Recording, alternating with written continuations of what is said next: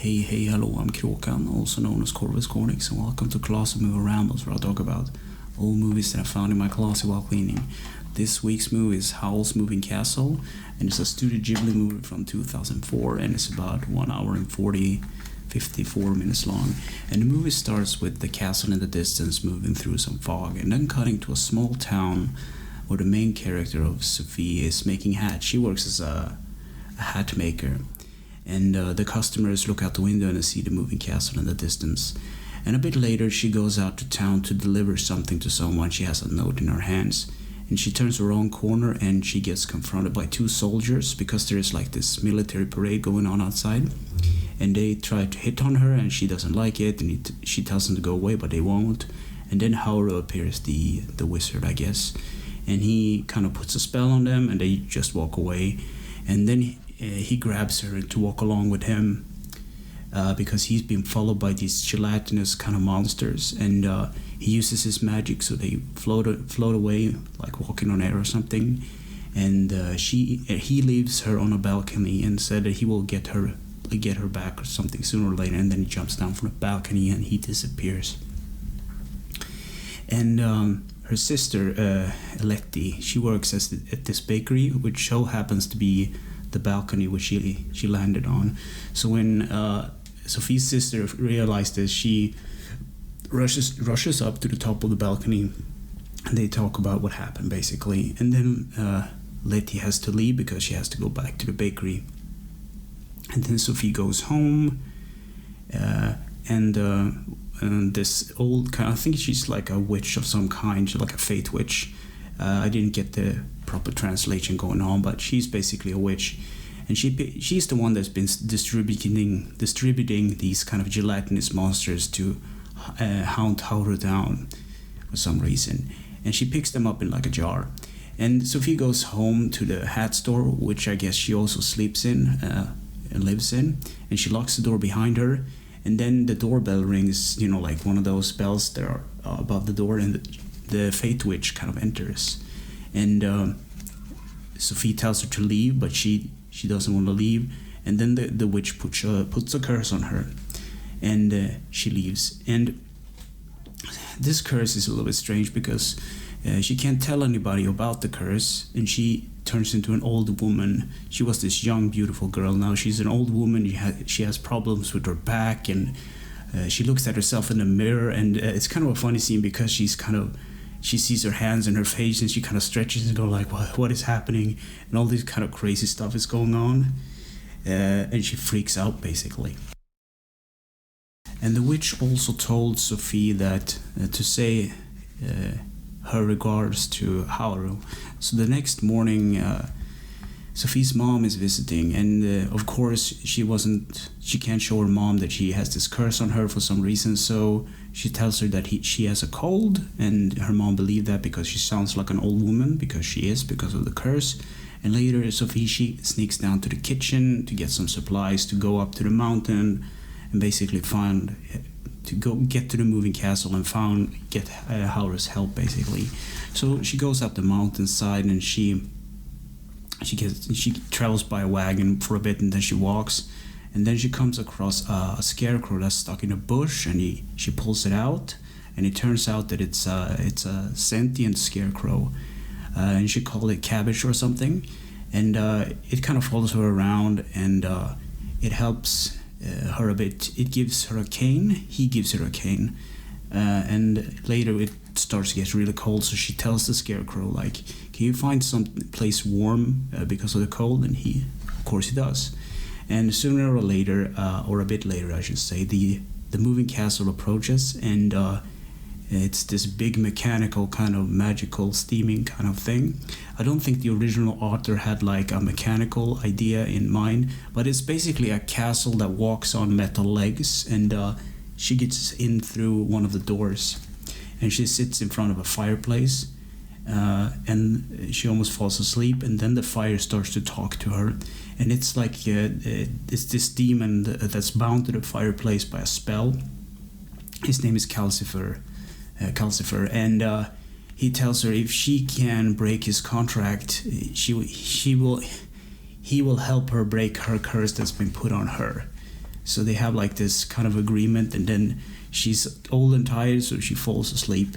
And the next morning, there's some knocking on the door, and she wakes up by this, and this young man, runs down from the stairs. His name is Mark, and he puts on this cape that gives him a beard, like a magical beard.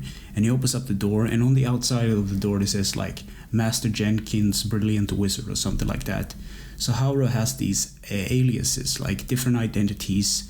He's hiding from all kinds of magic users because he doesn't want the obligation. He's kind of selfish to this point, but he will get his redemption later on in the story. But anyway, there's a letter from the king, and later like a mayor or something. And then later Mark kind of asks her what she is doing here and why didn't Calcifer's magic protect her. And she just walked in from the abandoned lands or something like that. And then later a girl comes in and she wants some herbs for a boat, I think. She gets it. And then Sophie starts to experiment with the doorknob because there's like different colorations. So if you switch the door handle to like green, you wind up in one place, and then red, and I think it's yellow. And there is one place where only Mr. Howl can go, and that's the black kind of space, which is forbidden or something like that. And of course Sophie's confused about this, but it's a magical house, and it has like gateways and portal to different places in different towns and whatnot. And then he also gets a letter from Mark gets a letter from this other alias, which Howl says is like Pendragon or something, and this is in the royal city, and that's about it. Then Sophie goes out into the capital city, and Mark tells her to get back into the house, and she tries all the different combinations on the doorknob and whatnot. And then Mark gets a bit angry, and then he basically wants to eat some breakfast, so he starts to put up cheese and bread and whatnot. And then Sophie asks why she wants like bacon and eggs, and she said, can we like do that? And then Mark says only Mr. Howl can use the fireplace. And then Sophie actually walks up to Calcifer and tells him to cook the food, and he refuses, but he will tell them about this deal that they have about breaking each other's curses, and he reluctantly fries some egg and bacon. And then Howl arrives, and he actually asks what they're doing, and he kind of takes over, and he starts to cook eggs and whatnot, and they kind of sit down to eat like breakfast. And I don't know which order it really came in, but he asks her what she was doing there, and she's like, I thought this place was so dirty, so I wanted to clean it or something. She basically employed herself, and they eat a bit, and Howl asks her, what's in your pocket? And she reaches down in her pocket, and she finds this red like envelope, and Howl, she presents this to Howl, and he kind of tries to grasp it, but it kind of stings his arm, so it drops down on the table. And then the table is cursed. There's like this powerful curse, and from the Fate Witch, because she basically wants his heart, because she's evil like that. And they made a deal in the past, but that's further up in the movie. So what happens is he removes the curse from the table, and he goes up to take a bath basically. And then Sophie starts to clean the house like really because it's a dirty house, it's a filthy house is a better word. It's like they haven't cleaned. Howl is not a cleaner himself, he's just a selfish little brat at this point, I think. And I think during this part Howl kind of goes out. No, that's not it. When Sophie is cleaning, she almost kills Calcifer she's trying to clean the fireplace, and she removes the ash, and he puts him on a log or something, and he kind of falls over, and then Howl picks him up and kind of rekindle him in the fireplace, and he tells her to take it easy with the cleaning. He's not like in a harsh tone, he just like in a soft tone says like, take it easy, okay? And then he leaves the house. And then there's like this funny scene where she's supposed to clean Mark's room, and because he's a young boy, he has all kinds of things that no one is supposed to see, like young boys have. So he rushes up to his room to clean out the worst bit of it, and she goes out to look like on the scenery, and she sees this beautiful landscape through the window, and it's of course Calcifer's magic doing the thing, moving the castle, and she kind of says like, this is like really good magic, like moving this like high grade magic, and he kind of blushes. And then they stop at a lake to do some laundry, and she relaxes a bit. And then cutting to Howl flying in the form of a swallow, because he is a wizard, he can take forms of animals, I guess. And he's been attacked by these gelatinous monsters from earlier. So late at night, Howl returns to the castle, and he talks to Calcifer a bit about what's been happening in the war and everything. And he looks over to look at Sophie, and she is a young girl again. I don't really know how this curse actually works. And the next morning, she wakes up, and she and Mark goes down to the market to buy some food, and the fleet arrives and it's all bombed, and they kind of see the spies of the Fate Witch, and they return to the castle basically.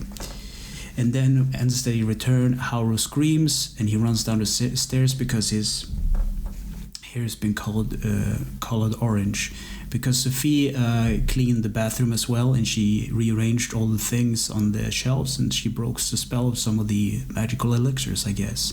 And he gets depressed, and he whines, and he kind of summons some dark spirits, and that's apparently too much for her. So she leaves, she goes out in the rain, and then the scarecrow gives her an umbrella, and she cries a bit, and then she returns. And then she and Mark grabs Howl to the bathroom to clean him up, or Mark kind of does it. And then Sophie starts to clean up all of the mess. And a bit later, Howl is resting in his bed, and Sophie comes in with like a glass of milk or something, and they talk a bit. And there's like this scene where he explains what actually happened to him and why he is the way he is. And she made a deal with the Fate Witch because he thought that she was kind of cool and interesting, but of course she wasn't. She was just kind of pure evil. And he also mentions he took an oath that he's been called to the king because of the war, and he's a brilliant wizard, but he's selfish, so he doesn't really want to go. And then Sophie kind of says, why don't you just go and tell them you don't want to? And he kind of goes, he gets stunned by this, but then he gets in a better mood, and this is like a funny scene where he says like, Sophie, you can go in my stead, you can pretend to be my mom and say that I'm a good for nothing, and if you say it, that will be more believable. And it's like this weird kind of scene, but yeah. So as Sophie leaves, she gets a magical ring from Howl, and he will actually follow her along in disguise. So she starts to move to the castle ground, and there's this strange dog that's following her, and she thinks it's Howl, but it's not. And then the Fate Witch arrives, and she's been carried in this carriage, carried by gelatinous monsters. And they talk a bit, and they arrive at the staircase of the great castle. This is like a really steep staircase.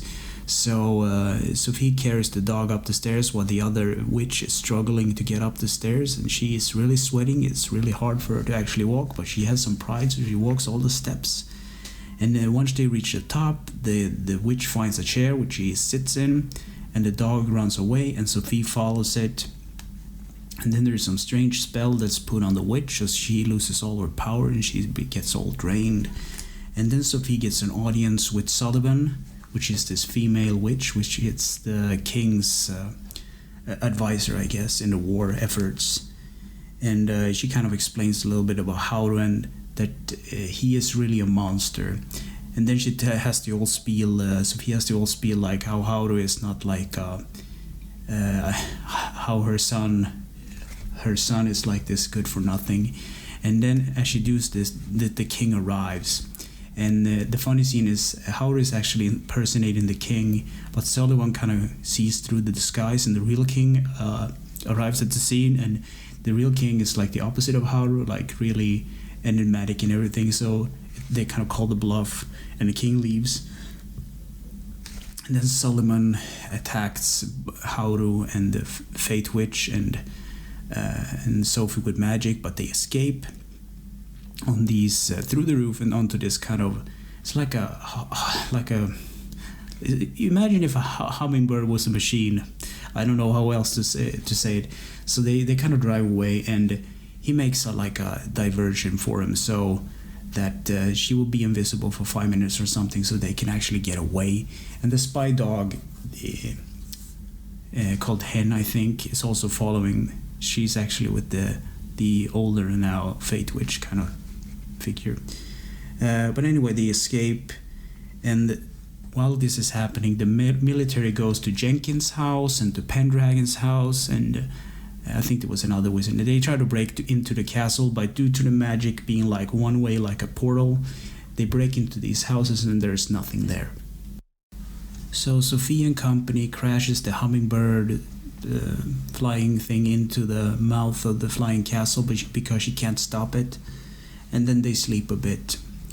And in the middle of the night, Howl arrives at the place. He's all bloody and beaten up, and Sophie wakes up and she goes after him to his chamber, where she finds him. Now he's like this crow kind of monster. He's been out fighting other monsters, so he has this shape. And she tells him like that she loves him, and he tells her that it's too late, and he rushes off, and she wakes up in her own bed. And the next morning, the Fate Witch is looking at Calcifer, and I think that the witch is kind of nicer now because she is not all powerful. She lost a bit of her magic and gets to return to her more human self, I guess. And then Howl arrives, and he hasn't a scratch on him for some reason. He's actually fully healed, and then he talks to his guests, and he talks about moving because all of their gateways have been destroyed. So he puts some magic on the house, and the whole house get restructured, and the doors lead to different kinds of places. And then he shows Sophie his secret place. Basically, it's like a destination on the door. So it leads to the place where he was like an apprentice wizard or something, and this is where the story leads. But in the distance there is like a gunship just flying by, and Howl uses his magic because he's so tired of war and everything, and he kind of breaks up it and like the makes some of the machinery malfunction, and they actually see the plane kind of circles and goes back for him, and then Howl has to basically fly Sophie back to safety, which he does. And then there is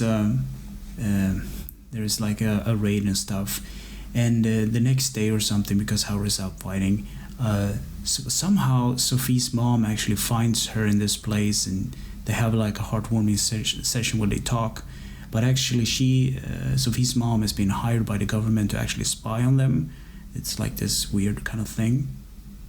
But anyway, she leaves her bag on the table, and the Fate Witch kind of finds out that there's like this spy worm, all kind of tricks that Solomon used to gather information. So she feeds the spy worm to Calcifer, and it kind of weakens him a bit. And she also smokes a cigar that she found in a box, and that also weakens Calcifer, I think. And outside there is a raid, and the bombs are falling, and there's this weird scene. She goes outside, Sophie goes outside, and the bomb kind of falls, and because the magic is weak, because Calcifer is weak, the bomb kind of falls down, and Howl kind of intercept one of the bomb and actually save her from a certain death. So Howl uses his magic to revive Calcifer, and then he has to go out into the battle again, and Sophie has to close the door to the castle because there are gelatinous monsters outside. There's a full war going on. So what she do is they go out, like she grabs Calcifer, and everybody kind of leaves the room behind him, and Calcifer kind of goes last. And then they return into the rubble, and they make like a smaller moving castle for some reason. And Sophie has this ritual thing. She cuts up her big ponytail and feeds it to Calcifer, and that gives him energy enough to drive the whole thing on. And then what happens is that the Fate Witch removes Calcifer from the fireplace, because it's actually part of the heart of Howl was part of the contract. And I think Sophie's starting to get the whole thing now. But she uses some water because the Fate Witch catches on fire, but she refuses to let go of the heart. And then she throws fire at him, and that kind of... It doesn't kill Calcifer outright, but he weakens him too much. And then she falls off the what's left of the broken castle, because Calcifer is losing his power, so everything is falling apart. She falls down with the dog hen, the spy dog. The spy dog is funny.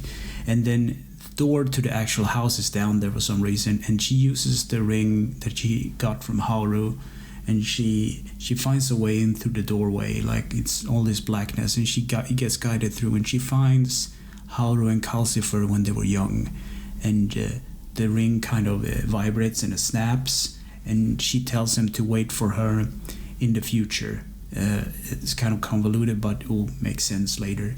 So she leaves out this place, and the door kind of vanishes behind her, and there is Howl in all of his kind of crow form, I guess, like a big crow, and she tells him to fly him to Calcifer, which he does, and they kind of land on this moving platform, and Howl falls unconscious because he spent all of his power, and then the Fate Witch is holding the Calcifer and Howl's heart in her hands, and she kind of begs and tells him that basically that she's in love and she wants just to save him. And for once, the Fate Witch she's more like an old babushka, like this old lady now, and she's nice, so she hands back the heart, and Sophie pushes it into Howl's chest, and so now the contract between Calcifer and Howl is broken. So what happens is that Howl gets unconscious, gets conscious, and Calcifer gets freed. But this also breaks the magic of the moving castle, so it tumbles down. There's like this just big wooden board that they're all on that skids down through the landscape and about to hit like a fall off a cliff, basically. So the Scarecrow saves him by using part of his body to stop the fall, and Sophie kisses him from this act, and he turns into a young prince of the neighboring country. And there's like this kind of plot, and they talk a bit, and he will return when the war is over, because now everything is starting to fall into place. So he will return to his kingdom and tell him to stop the war and everything, because he's safe and everything's fine. And Howl wakes up, and this is a heavy burden, and he says to have like a human heart. And then the hen, the dog, reports to Sullivan, and there's kind of, and the Sullivan says like, oh well, it's a happy ending now. This kind of a funny scene, and she goes to talk to the king to actually end the war. And then Calcifer returns because he was lonely or something, and they build a new castle, but instead of a walking castle, it's a flying castle. So that was an exhausting trip, but what do I think of this movie? It's a really good movie. It's just like Spirited Away. It's one of the more well-done movies, and it has like some... I watched a documentary of it. They have like these shots which is CG, or they use like layers of CG on top of each other, which looks like it's been painted and drawn. The moving castle has like many of those parts, and I thought that was kind of cool. But it's a really kind of nice and chill movie to just watch. And for some reason, the American voice acting is pretty good. Japanese is, of course, the original is excellent. But if you know Swedish, and this is one of the more recommendations I could give, if you actually are or can understand Swedish, watch the Swedish dub. It's one of the more funnier things. Like it's all the right hits all the right notes. And funny fact, Howl is played by SpongeBob SquarePants in the Swedish version. The Swedish dub for the one who did the dubbing for SpongeBob, and I thought that was funny. I was just waiting for him to break off in those kind of weird, kind of high pitched laugh that he has in the movies. But yeah. So anyway, thanks for watching and listening, and take care.